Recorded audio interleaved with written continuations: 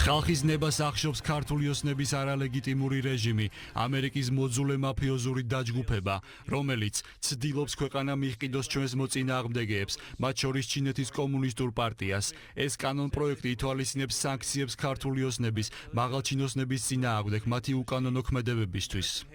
ნაციონალური მოძრაობის მეგობარმა კონგრესმენმა ჯო უილსონმა წარმომადგენელთა პალატაში საქართველოს მეგობარი აქტი კოლეგებს წარუდგინა და მხარდაჭერა სთხოვა. დოკუმენტის, რომელიც დამტკიცების შემთხვევაში ქართული ოცნების ლიდერების დასანქცირებას ითვალისწინებს. უილსონი აქტის ერთ-ერთი ავტორია და სხვა ავტორების მსგავსად მიიჩნევს, რომ საქართველოში დემოკრატიული უკუსლოა. ეგრეთ წოდებული მეგობარი აქტი კონგრესის ქვედა პალატამ 349 ხმით მიიღო, 42 კი წინააღმდეგი იყო. მოწინააღმდეგეები ამბობენ, რომ დოკუმენტი არასწორი მიმართულებით არის შემუშავებული.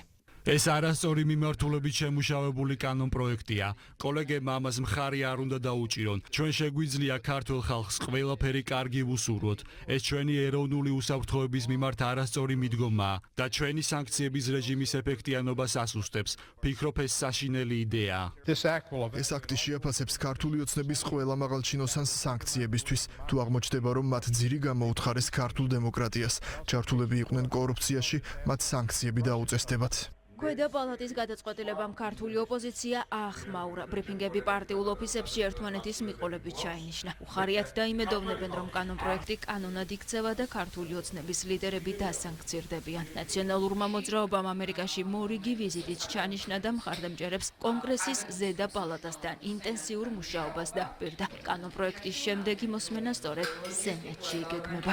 მეგობარი აქტის მიღება ასევე არის ძალიან მკაფიო და მკაცრი გაფრთხილება ივანიშვილისთვის.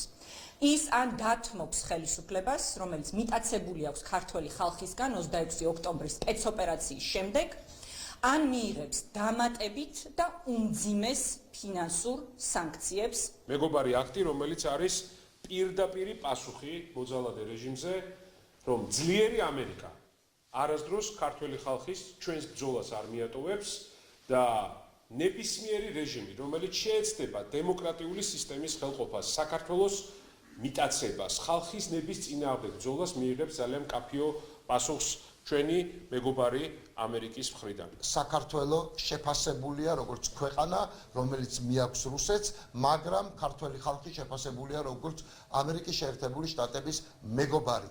ამიტომაც ქვია ამ აქტს მეგობარი ხალხი.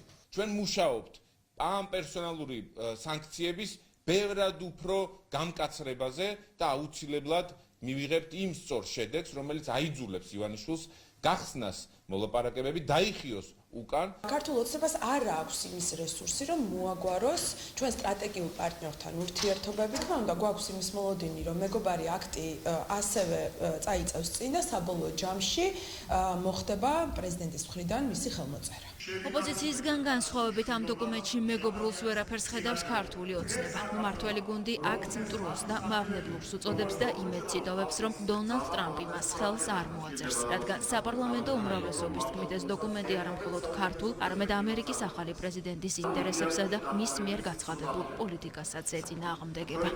ეგრეთ წოდებული მეგობრობის აქტი, რა თქმა უნდა, ყველაფერია გარდა მეგობრობისა, იგი ეწინააღმდეგება როგორც საქართველოს და საქართველოს მოსახლეობის ინტერესებს, ასევე ამერიკის შეერთებული შტატების ახალი ადმინისტრაციის ხედვას საქართველოსა და რეგიონთან დაკავშირებით.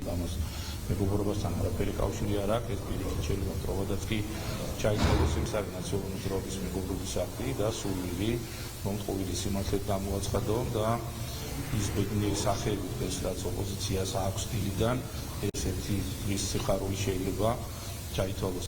დოკუმენტს მმართველი გუნდი ერთგვარ ტესტადაც კი განიხილავს. საპარლამენტო უმრავლესობის თქმით, თუ ტრამპი ამ დოკუმენტს ხელს მოაწერს, ეს იმის ნიშანი იქნება, რომ ტრამპის ბრძოლა Deep State-თან წარმატებით არ მიმდინარეობს. ეს არის უბრალოდ პოლიტიკური შოუ. სულ რომ ეს კანონპროექტი კანონად ვერც იქცეს, მოლოდინი მაქვს პირადად მე, რომ ვერ იქცევა კანონად. იქ რაც არის ჩაწერილი, სანქციების ნაწილი და ასე შემდეგ, ხო? ეს ყველაფერი ბატონ ტრამპს შეუძლია ამოქმედოს დღესვე. შეეძლო ამოქმედებინა ერთი თვის წინ. შეუძლია ამოქმედოს ერთი თვის შემდეგ, ხო? ანუ აბსოლუტურად არანაირ კავშირში არ არის ეს კანონპროექტი კანონად იქცევა თუ არა ბატონი ტრამპის გადაწყვეტილებასთან. ავნებლური აქტი დავარქოთ, იმიტომ რომ იმას საერთო არაფერი არ მეგობრობასთან. ტრამპს ნამდვილად არ ჭირდება დამატებითი აქტები, რომ რომელიმე ჩვენი ლიდერი ან ქვეყანა დაასანქციოს.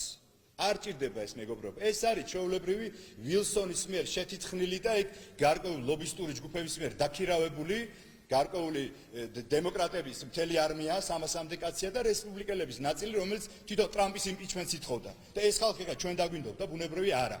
ეგრეთ წოდებული მეგობარი აქტი სენატის საგარეო ურთიერთობათა კომიტეტმა 27 მარტს მიიღო. წარმომადგენელთა პალატამ კი მხარი გუშინ დაუჭირა. ახლა სენატის ზედა პალატის ჯერია, ბოლოს კი ხელი დონალდ ტრამპმა უნდა მოაწეროს.